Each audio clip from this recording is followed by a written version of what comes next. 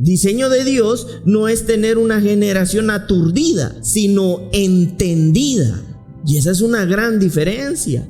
No es posible que un hijo de Dios, en quien Él ha infundido de su espíritu, de su naturaleza, de su propósito, y está creciendo en su corazón y está siendo el Señor de su corazón, viva la vida como alguien que no conoce de Dios.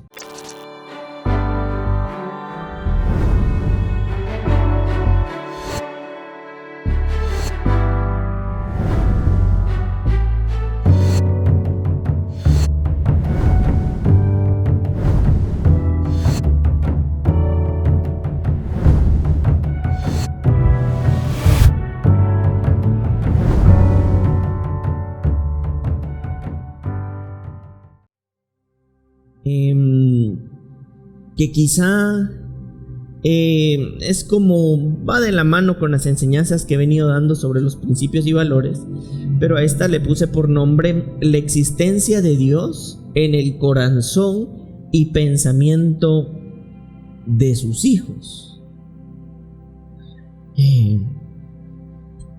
Yo creo de verdad que Dios puede ministrar nuestras vidas. Y yo, antes de iniciar, quisiera invitarte a que tu corazón se llene de hambre y de la necesidad de que Dios se muestre a tu corazón, que Dios se muestre a tus pensamientos, porque te garantizo que en el momento que eso suceda, evidentemente vas a ver un antes y un después en tu vida.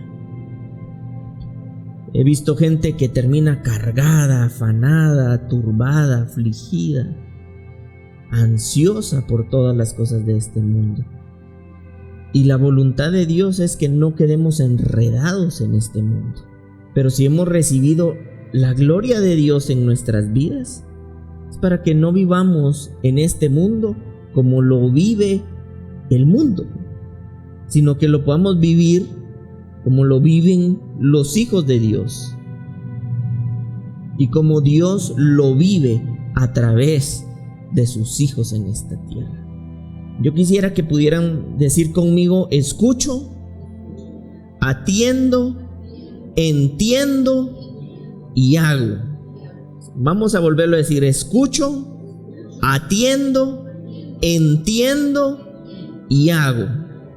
Si ustedes se dan cuenta, hay acciones que debemos nosotros hacer, hay otras que solamente Dios puede hacer. Escuchar, atender, entender y hacer.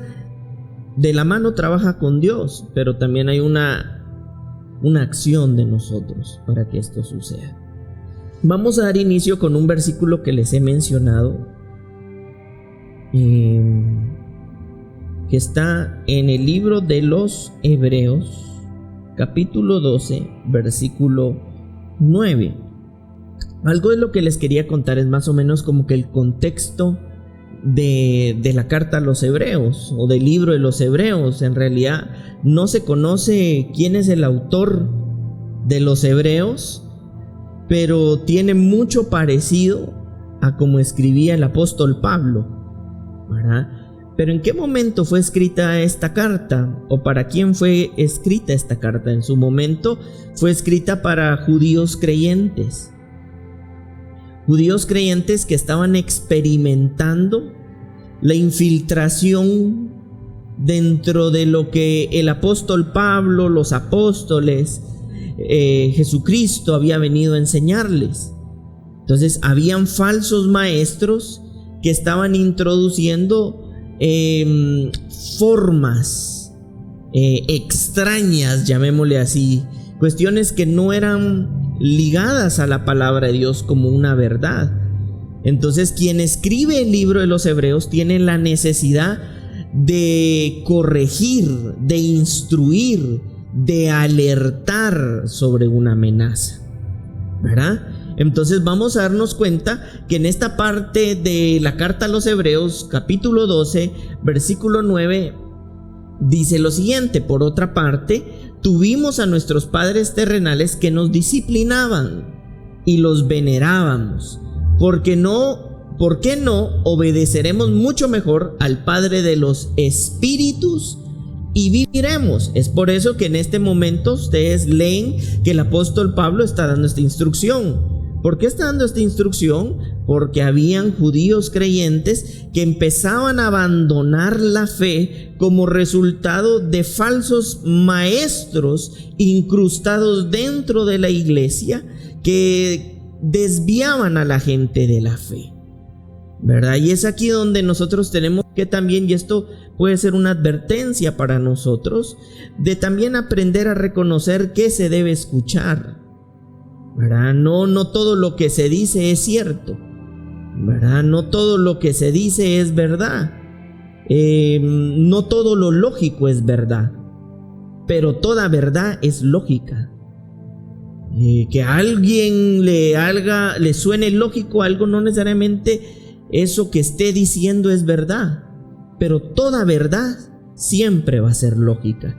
Va a hacer sentido si nosotros nos ponemos a pensar con la disposición de entender. Entonces está pasando aquí que el apóstol Pablo les está advirtiendo a los judíos creyentes sobre la importancia de reconocer que tienen un Padre celestial.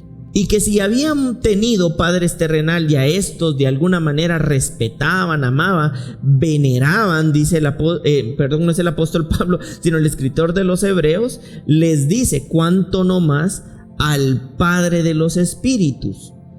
Y es ahí donde yo les enseñaba, y creo que lo tenemos aquí, la palabra pater, que va a ser importante que lo tomemos en cuenta para la enseñanza del día de hoy. Que padre viene del griego pater, que significa origen. Digan conmigo, origen. Y les voy a leer esto: el que ha infundido su propio espíritu en otros, que actúa, y miren esto, gobierna sus mentes. Se usa para alguien que se muestra a sí mismo como otro en espíritu y propósito, como si hubiera liberado su naturaleza. Es decir, este origen que es Dios como Padre tiene una acción en quienes Él ha repartido su espíritu. Y este origen que es Dios ha repartido de su Espíritu Santo y de su propósito para ser el Señor de sus pensamientos, el Señor de sus corazones. ¿Cómo nosotros podemos hacer evidente que Dios empieza a reinar en nuestras vidas? Porque nuestros pensamientos y las intenciones de nuestros corazones empiezan a ser gobernados por el Padre de nuestros corazones, por el Padre de nuestros pensamientos, por el Padre de nuestros espíritus, por el origen de todas las cosas. En ocasiones nosotros hemos pensado y creído que Padre solamente es la utilización de un sustantivo que hace referencia humanamente a un ser humano, específicamente de sexo masculino, ¿verdad? Pero en realidad, cuando la Escritura está hablando de Dios como Padre, está haciendo referencia al origen. Y este originador, dice la Escritura, no solamente es el origen, sino es el productor de la fe. Por eso dice la Escritura que Jesucristo es el autor y el perfeccionador de nuestra fe. Es decir, el autor y el consumador, el origen y la perfección de nuestra fe, de nuestros corazones. ¿Quién es el que controla entonces nuestra fe? Dios. No las situaciones, no las circunstancias, no una enfermedad, no un sentir, no un pensamiento humano, sino Dios como el Padre de nuestros corazones y de nuestros pensamientos. Por eso es que nosotros no le pedimos permiso a las cosas, sino que nosotros escuchamos a Dios y las cosas obedecen la voz de Dios en función de aquel que ha infundido, dice, su espíritu y su naturaleza y su propósito. Es decir, tú eres un hijo bendecido por el propósito de Dios. ¿Y quién es Dios? Tu Padre. ¿Y qué es el Padre? El origen, el fundador, el principio y el fin de tu fe, el que gobierna tu mente, el Señor de tu corazón y de tus pensamientos.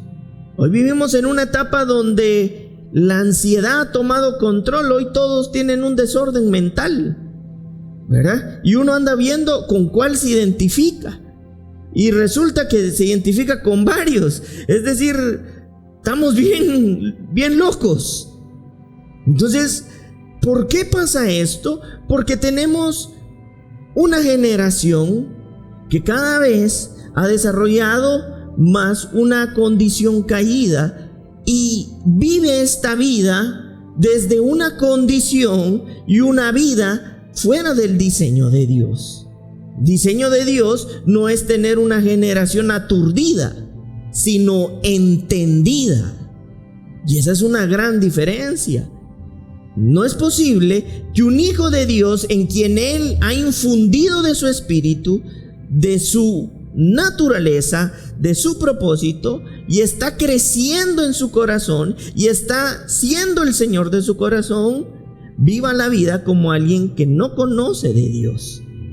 Exactamente igual, gritando, pataleando, insultando, alterado, pensando lo peor y todas las catástrofes que pueden suceder cuando tenemos un Dios que ha infundido su naturaleza con su propósito y gobierna tu mente. Es el Señor de tu corazón y es el Señor de tus pensamientos. Pero lo que va a provocar que esta realidad sea una experiencia de vida en tu corazón, más que esto que yo te diga, es el hecho de que tu corazón anhele, desee y tenga hambre de que esa sea una realidad en tu vida. Entonces vemos que Él es el origen, el principio. Muchas veces nosotros hemos considerado como que, por ejemplo, explicamos, cuando se trata de explicar el universo, se dice y se piensa, ¿cómo puede haber sido Dios el creador del universo si no había nada? Pero la nada no es ausencia, sino la presencia. Aún en la nada está la presencia de Dios. Hay una aparente ausencia, pero está lleno de la presencia de Dios. Entonces no es la ausencia de todo, sino la presencia de todo.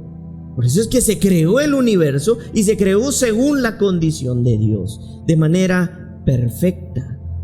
Entonces, bajo este entendimiento nosotros podemos ver que algo similar a esto es lo que sucede en Ezequiel 37. Vamos a ver lo que dice en el Antiguo Testamento, Ezequiel 37, versículo 1. Y es el famoso valle de los huesos secos. Aparentemente ahí no había nada de vida, pero estaba la presencia de toda la vida.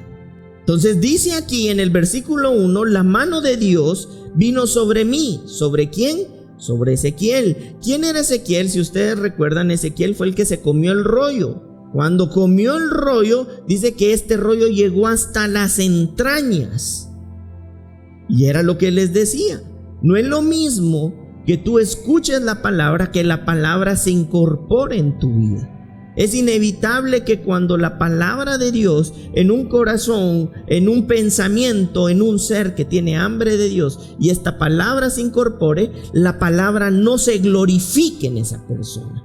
Pues este es el ejemplo claro de lo que les estoy diciendo. Ezequiel fue esa persona, ese profeta, hijo de sacerdote, que estaba hablándole a un pueblo desobediente, al pueblo de Israel, que por lo menos llevaba más de 22 años en cautiverio o en esclavitud de Babilonia. Entonces había una condición en ese pueblo de muerte por desobediente, por incredulidad.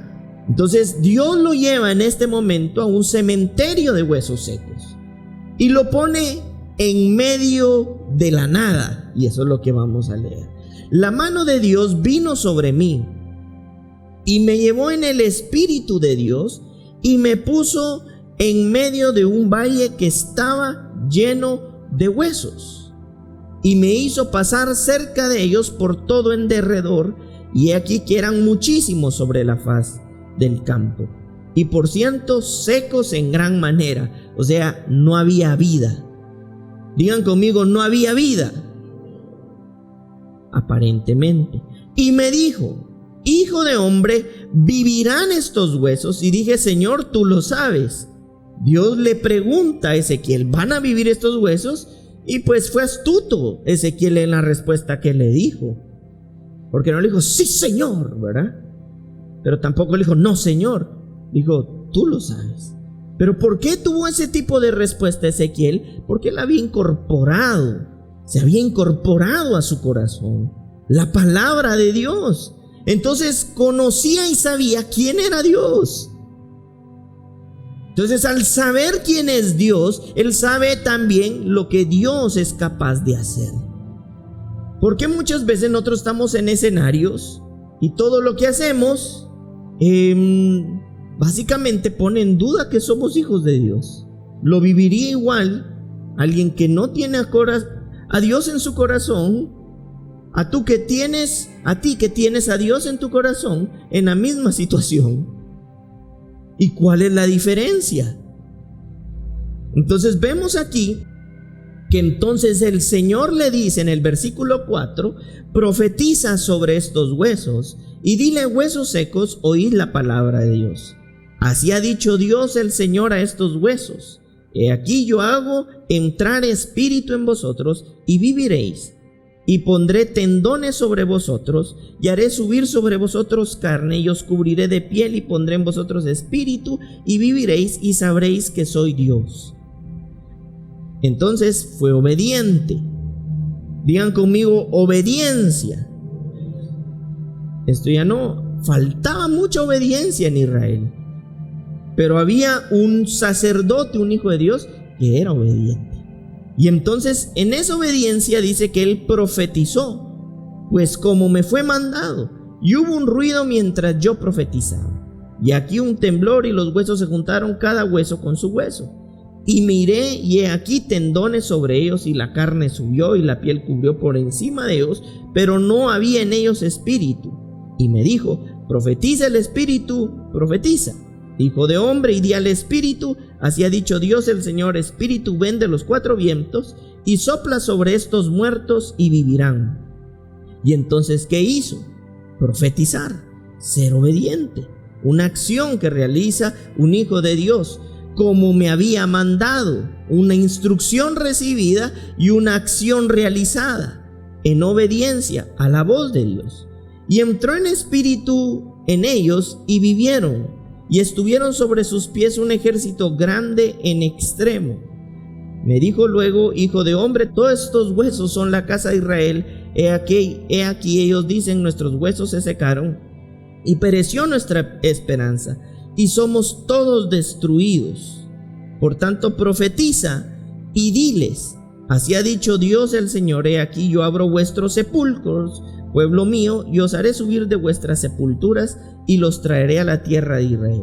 Versículo 13 dice: y sabréis que yo soy Dios cuando abra vuestros sepulcros y os saque de vuestras sepulturas, pueblo mío.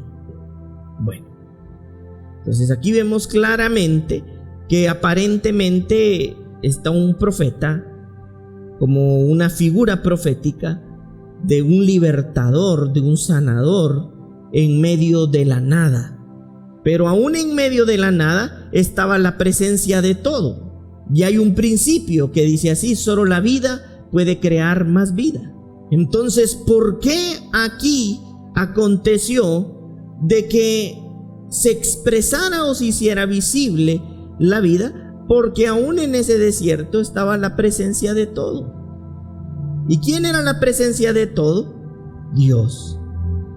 Pero también esa presencia no solamente estaba en el lugar. Esa presencia, y por eso le recordaba quién es Ezequiel, estaba en el corazón y en los pensamientos de Ezequiel. Entonces, como ese espíritu, esa presencia de todo, estaba en el corazón y en los pensamientos de Ezequiel, Ezequiel obedeció la palabra de Dios. Lo que trato yo de decirte es que la glorificación de Dios a través de Ezequiel era una expresión de la misma gloria de Dios para glorificar a Dios en un corazón que había escuchado la palabra, que había atendido la palabra y que había obedecido la palabra. Entonces claramente nosotros podemos ver cómo este pueblo era también la figura profética de lo que nosotros íbamos a venir a hacer, un pueblo escogido por Dios. Y entonces dice que de ese desierto, en donde cementerio de huesos secos, se levantaron un ejército. Y esto nos habla de una de las características que Dios le ha dado a su familia y a su pueblo. Y les ha dado una característica de poder militar con entendimiento, pero también con compromiso y disciplina en la voluntad de Dios. Por eso es que no se levantaron otro tipo de personas que un ejército de esa palabra profética, en donde Ezequiel también era una figura profética de Jesús. Quiere decir que para este tiempo Dios nos estaba hablando de que iba a ser levantado un reino en donde muchos de los hijos y de sus colaboradores iban a participar de este llamado como militantes activos del Espíritu de Dios en esta tierra. Es decir, el hecho que hoy nosotros estemos aquí no es casualidad, sino resultado de la causalidad de Dios. Dios a ti te escogió, Dios a ti te destinó, Dios a ti te llamó, Dios a ti te libertó, pero para conducirte a un estado de plenitud donde pueda ser glorificado Dios por la madurez que tú alcanzas. ¿Y cómo se puede ver o hacer evidente la madurez que tú alcanzas? Por la forma en la que tú empiezas a hacer evidente lo que tú eres. Ya no te controlan las mismas cosas. Ya no eres un hijo manipulable, llevado por cualquier corriente y por cualquier tendencia, ni por cualquier presión, ni por cualquier situación. Porque el origen de tu fe no está entre lo que pase o deje de suceder, sino en Dios, como el Padre de nuestros espíritus. Claramente una de las primeras características que tiene este ejército es que es revestido de tendones. Lógicamente no podía empezar a poner piel y después los tendones. Hubiera quedado algo bien raro. Pero a mí me llama poderosamente la atención de que habla de los tendones, y en los tendones inevitablemente hay genética de Dios. Es decir, Dios levantó de la nada un ejército de hijos con su genética, con su entendimiento, porque a la final, a través del profeta Ezequiel, Dios está hablándole al pueblo de Israel de una nueva o de una renovación, llamémosle así, que va a ser con ellos. Y dentro de esa renovación es devolverlos a la libertad. Nosotros necesitamos una generación en quien Dios reine en nuestros corazones, reine en nuestros pensamientos, y que haga evidente la expresión de libertad en Cristo Jesús, siendo conducidos a un estado de madurez. Ya no ser los hijos fluctuantes y que ese como infantilismo, en donde cualquier cosa, cualquier persona y cualquier situación los lleva a abandonar su fe. Me voy a atrever, esto no lo tenía pensado, pero se los voy a decir. En este tiempo, con todo este tema político que ha estado sucediendo, se me han acercado personas y me han dicho, mire, ¿y qué piensa de lo que dijo tal pastor y de lo que dijo el otro pastor y de lo que dijo? Porque mire, yo estoy dudando si yo debo crecer casi que en la fe. Y yo digo, ¿y esta es la condición de la iglesia? O sea, imagínense a dónde hemos llegado. A una iglesia que no tiene como fundamento y base nada. Como que si no tuviera un padre que les dio de su espíritu.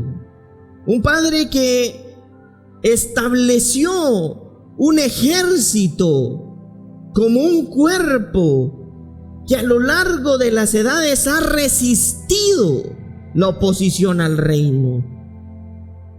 Porque la misma escritura dice, y el reino sufre violencia, y los violentos lo arrebatan.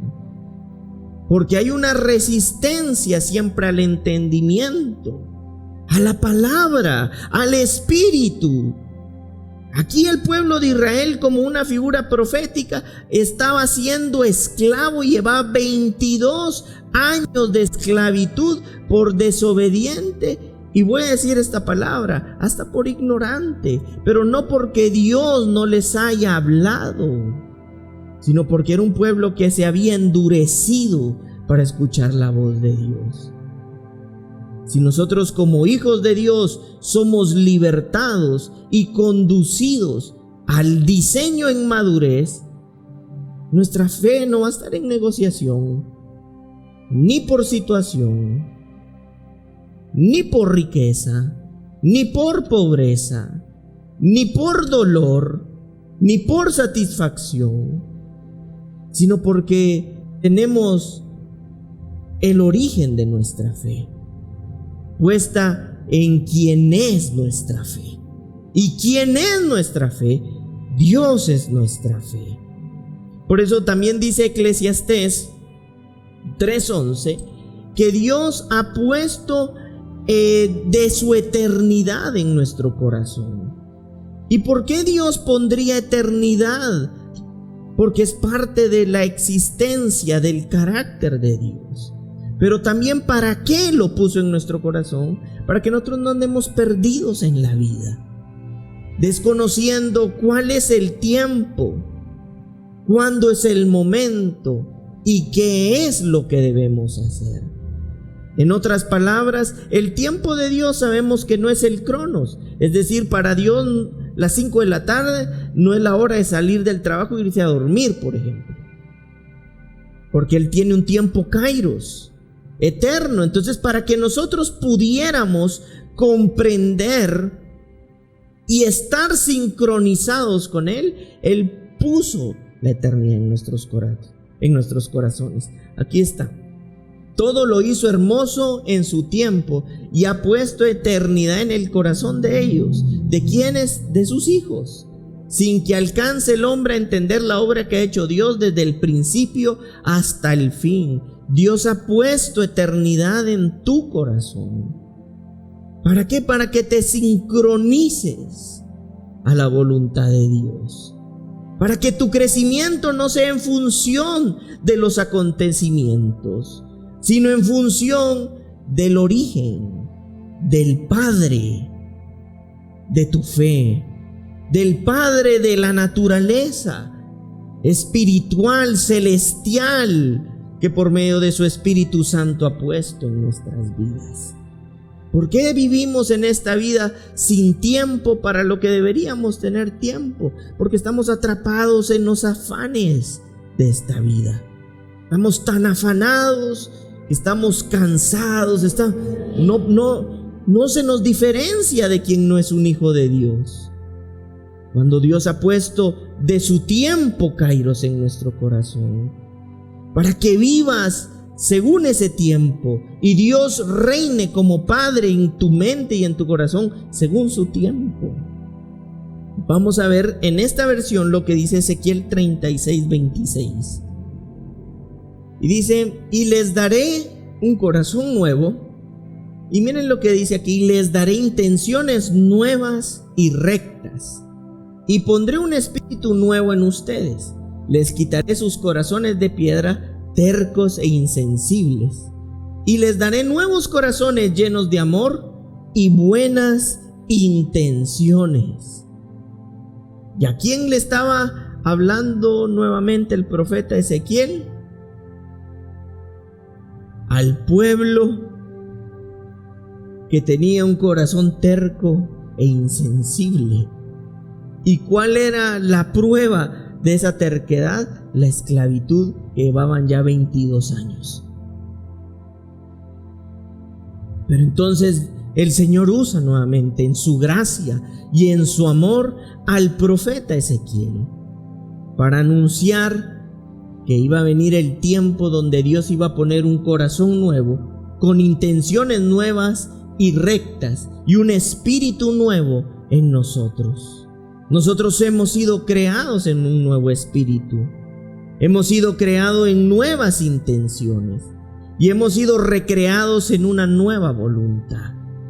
La incredulidad o la terquedad de la que habla acá hace referencia precisamente a un corazón duro. La incredulidad le da paso a la desobediencia. El que es incrédulo es desobediente.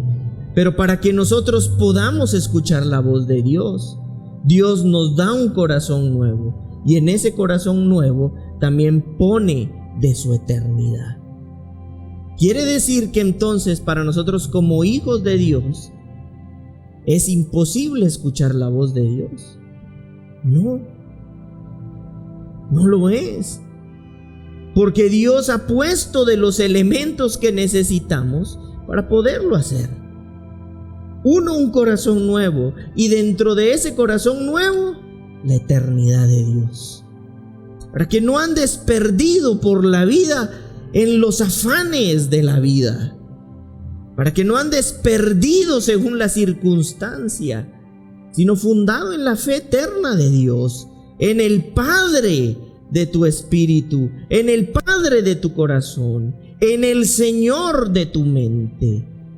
No hay mejor cosa en esta vida que cuando tus pensamientos empiezan a andar por la vida, por ahí, tú sepas que tienes del Señor que gobierna tus pensamientos.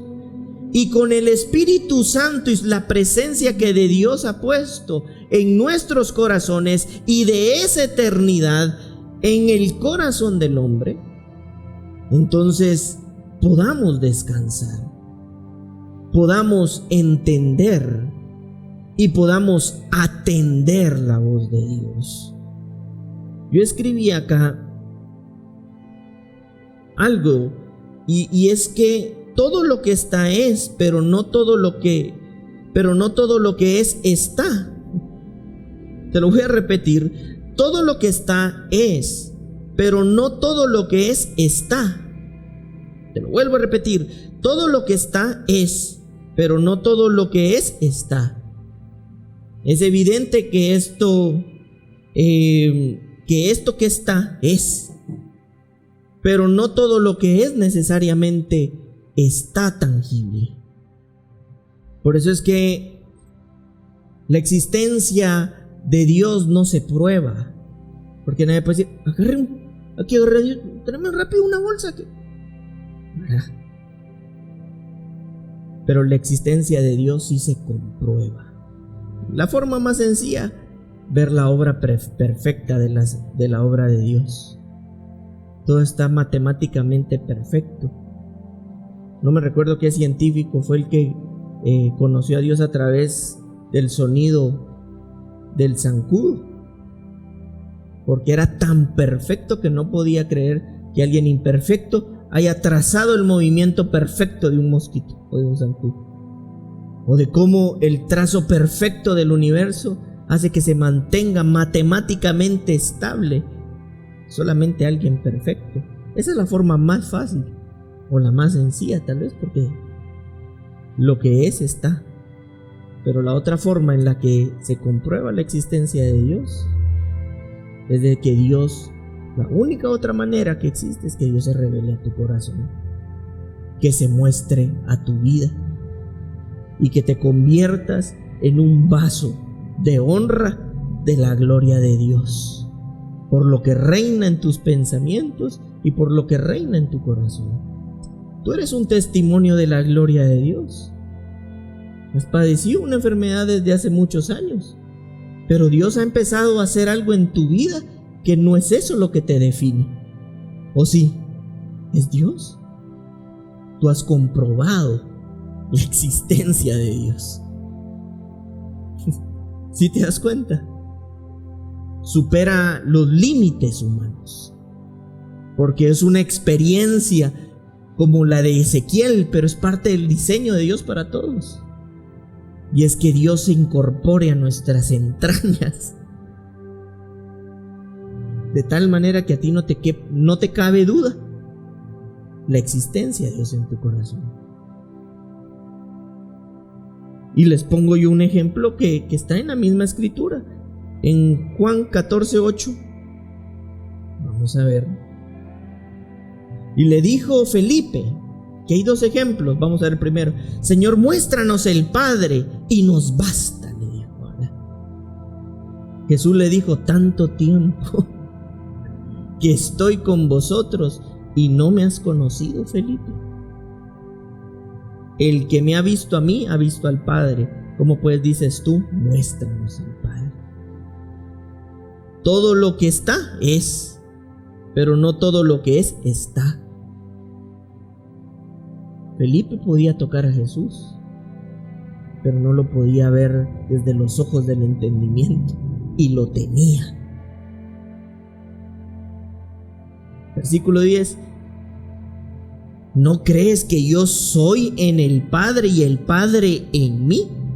Las palabras que yo os hablo, no las hablo por mi propia cuenta, sino que el Padre que mora ¿en quién? En mí. Él hace las obras. ¿Quién hace las obras? ¿A través de quién? Aquí a través de Jesús, del Hijo. Y nosotros hemos recibido el nombre de ser hijos. ¿Por medio de qué nombre? El que es sobre todo nombre. Es decir, tú llevas el nombre, el apellido legal de Jesucristo. Y es por medio de Jesucristo que tú eres hijo. Yo soy hijo. Y el Hijo nos mostró que lo que Él hablaba y lo que a través de Él pasaba era porque el Padre a través de Él lo hacía. Y entonces, ¿por qué vivimos esta vida sin darnos cuenta cómo Dios se glorifica a través de sus hijos? Creedme que yo soy en el Padre, que yo soy en el Padre. Una preposición de lugar, ¿verdad? ¿En quién? En el Padre. Y si nosotros recibimos por medio de Jesús el nombre de hijos, ¿en quién nosotros también estamos? En el Padre. Y si estamos en el Padre y el Padre está en mí, de otra manera, creedme por las mismas obras, dice. Versículo 12. De cierto os digo, el que en mí cree, las obras que yo hago, él hará también, y aún mayores hará, porque yo voy al Padre. La existencia de Dios la podemos comprobar con toda la creación, pero no hay cosa más gloriosa que comprobarlo cuando Dios se muestra a tu corazón, cuando Dios alumbra tus ojos. Y cuando ya no vives por tu fe, tuya, sino por la fe del Señor en ti. Porque tu fe se puede cansar, pero la fe del Señor es una fuente inagotable. Y miren el otro ejemplo. Está en Mateo 7, 16 al 20. Y dice, por sus frutos los conoceréis. ¿Acaso se recogen uvas de los espinos o higos de los abrojos?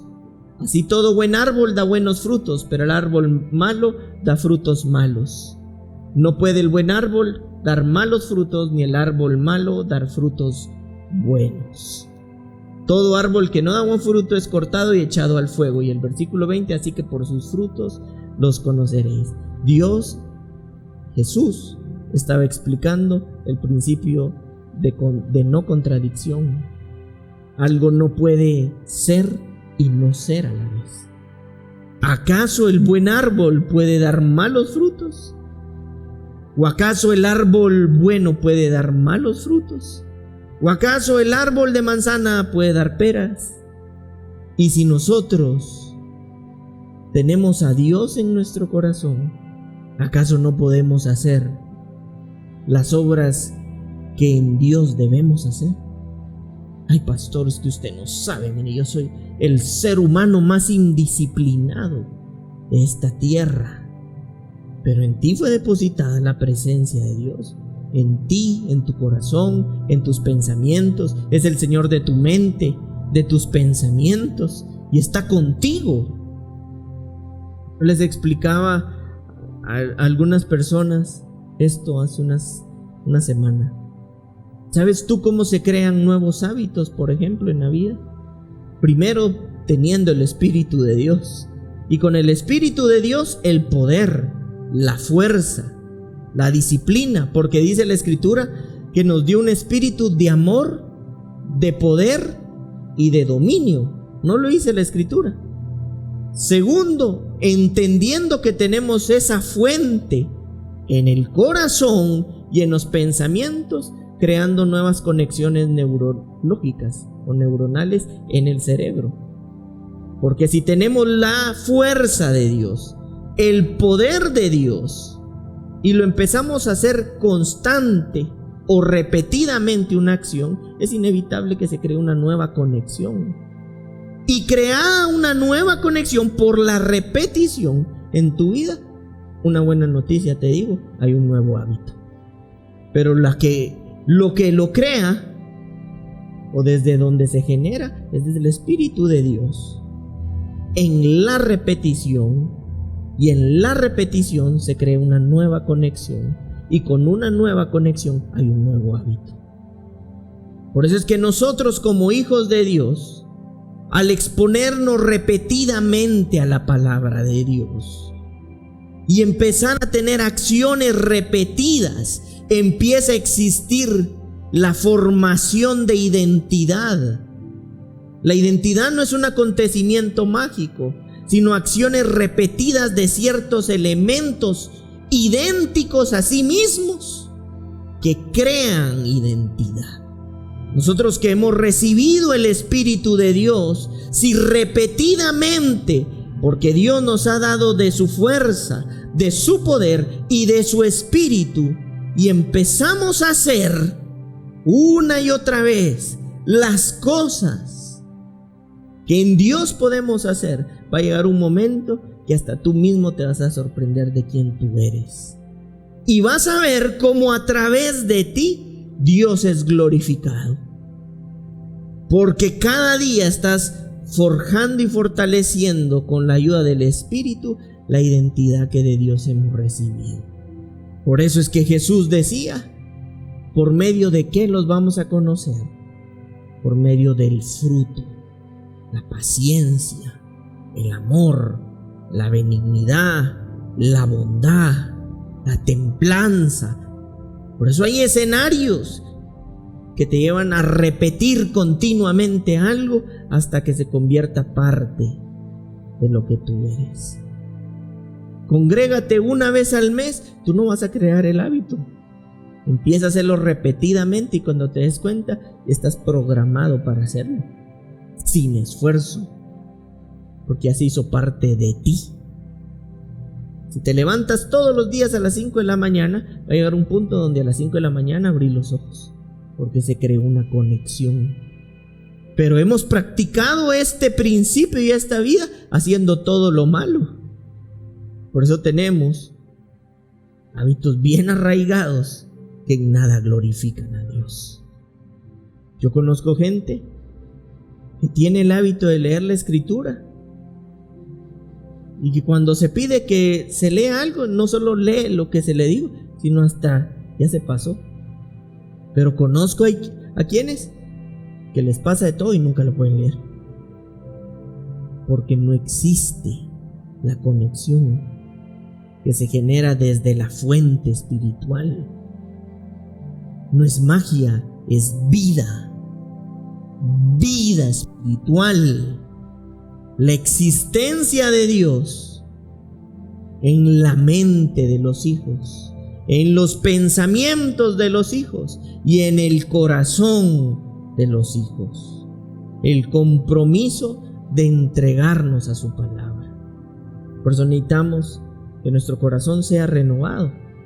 Esto se los he explicado, quizá no voy a abundar ahorita en esto, pero se los he explicado sobre la anacainosis y el ananeo, y lo voy a traducir de esta manera. La anacainosis es la naturaleza de vida espiritual que viene de arriba, y el ananeo es la acción de nosotros en mantenernos en ese proceso de restauración permanente.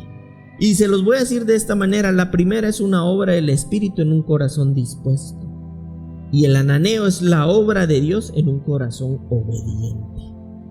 Dios te da de su Espíritu, pero ahora tú, como dijo el apóstol Pablo, echa mano de lo que Dios te ha dado para que puedas renovarte, para que puedas avanzar, para que puedas desarrollar la gracia, la vida, el poder del Espíritu Santo, de la presencia de Dios. La existencia de Dios revelado en nuestro corazón inevitablemente va a producir de su gloria y de sus efectos. Corazones que generalmente en medio de la situación gritan y patalean y se imaginan todo lo grave y todo lo peor, van a poder reinar en paz en medio del escenario y actuar con inteligencia y entendimiento. Tomar decisiones con sabiduría, tomar acciones con inteligencia, tomar acciones con justicia, tomar acciones con verdad, tomar acciones bajo la realidad supernatural de Dios que reina tu corazón y que reina tus pensamientos y que comprueba a este mundo la existencia de Dios a través de sus hijos. Puede haber un dictamen desfavorable a tu favor médicamente, y lo digo como testimonio, pero recuerdo muy bien que yo sabía que yo no podía partir de esta tierra sin haberle sido útil al propósito de Dios, y que lo único que podía arrancarme de esta tierra era que Dios ya no me encontrara útil, pero que yo por mi parte disponía mi vida para que Dios pudiera hacer como quisiera conmigo. Fuera mucho, fuera poco, el tiempo que fuera, Dios se glorificara a través de mí. Y que con quienes tuvieran la oportunidad de toparme pudieran ver un hijo no guiado por la enfermedad, sino por el Espíritu de Dios, por la gracia de Dios, por la vida en Cristo Jesús. Miren, voy terminando lo que dice Mateo 5, 3, 6. Vamos a ver lo que dice: vosotros sois la sal de la tierra, pero si la sal se desvaneciere, ¿con qué será salada? No porque a Dios le guste la tierra salada, o sea, de sal. No sirve más para nada, sino para ser echada afuera y hollada por los hombres. Vosotros sois la luz del mundo. Una ciudad asentada sobre un monte no se puede esconder, ni se enciende una luz y se pone debajo de un almud, sino sobre el candelero y alumbra a todos los que están en casa. Cuando Dios se muestra a tu corazón, Dios lo que hace es utilizarte como una ventana en donde puedan ver a Dios. Por eso nos coloca como sal y luz, como preservantes e iluminadores de Dios en un mundo de tinieblas. Pero por eso nos dio de su Espíritu Santo para preservar nuestros corazones. Preservar nuestros corazones por medio de su Espíritu Santo, para que otros puedan ver y conocer y reconocer la existencia de Dios en la vida de sus hijos. Jesús decía: glorifica a tu Hijo, porque tu Hijo va a glorificarte a ti. Lo que Dios toca y hace, no lo esconde, lo pone a ser útil en función de lo que Dios ha diseñado y para lo que Dios te ha diseñado. Si algo requiere esta tierra, es la evidencia por medio de sus hijos en inteligencia, en sabiduría, en generosidad, en justicia, en verdad, en ciencia, en palabra, en presencia, en gracia, en justicia, en gloria, en amor, en gracia, en palabra, en entendimiento, en prudencia, en poder, en la gloria de Dios. Y con esto voy a ir cerrando. Yo escribí acá: ustedes saben que la potencia, y vamos a entender esto como el poder y la fuerza, la potencia, el poder y la fuerza se desarrolla en función de la esencia de esa cosa. Desde el minuto cero se hace evidente el poder y la fuerza que ese algo tiene, porque responde a su naturaleza. ¿Cómo sabes tú que de un perrito, por ejemplo, van a ser un perrito? Por la naturaleza del perrito. ¿Cómo nosotros podemos ver evidentemente que somos hijos de Dios? Porque va a empezarse a desarrollar inevitablemente lo que es Dios, en obra, en palabra, en vida, en acción.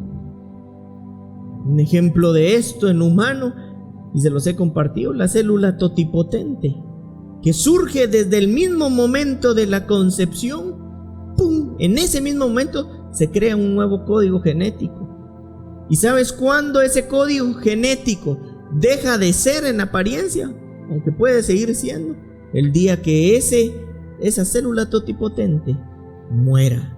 ¿Y cuándo muere? Cuando después de nacido cumple su destino y una persona fallece. Desde ese momento tiene el mismo código genético. Lo que te trato de decir es que desde ese mismo momento tiene toda la fuerza para convertirse en lo que fue llamado a ser. Tiene toda la esencia y toda la fuerza. Y si nosotros hemos recibido del Espíritu de Dios, la vida de Dios, nosotros hemos recibido toda la potencia y toda la fuerza de lo que en esencia es esa vida. Por eso Jesús decía: las obras que me han visto hacer, las ha hecho el Padre en mí. Y obras incluso más gloriosas harán ustedes. No por lo que son ustedes, sino por la esencia de esa potencia. Como la existencia de que Dios reina en tu mente y reina en tus pensamientos. No estamos en esta tierra para ser víctimas. Estamos en esta tierra para preservarla como hijos de Dios. No estamos en esta tierra para lamentar que nacimos. Estamos en esta tierra para abrir nuestros ojos a la razón de la existencia de Dios en nuestros corazones.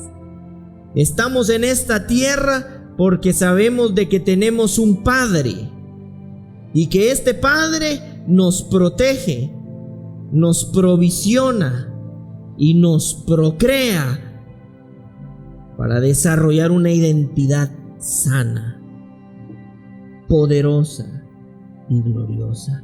No estamos dependientes de lo que nos hace falta, porque Dios nos suple conforme a sus riquezas en gloria, no según tu necesidad. No es según lo que necesitas, es según lo que Él es. Y por eso suple conforme a sus riquezas en gloria. Y nosotros todavía andamos ahí pensando que va a suplir conforme a lo que necesitemos. Y es superior, porque lo suple conforme a lo que Él es, sus riquezas en gloria. Pero como dijo el apóstol Juan a su amigo Gallo: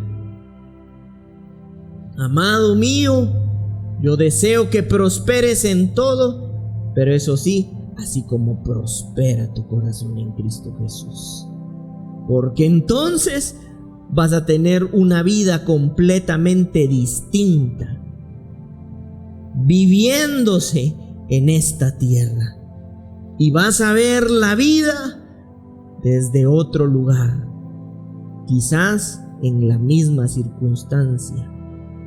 Y aunque nada cambie, si tú cambias, todo cambia. Porque por la gracia y la gloria de Dios, es la gloria de Dios la que se hace evidente. Pero que Dios a nosotros nos encuentre útiles para hacer esos vasos de honra y de gloria. Amén.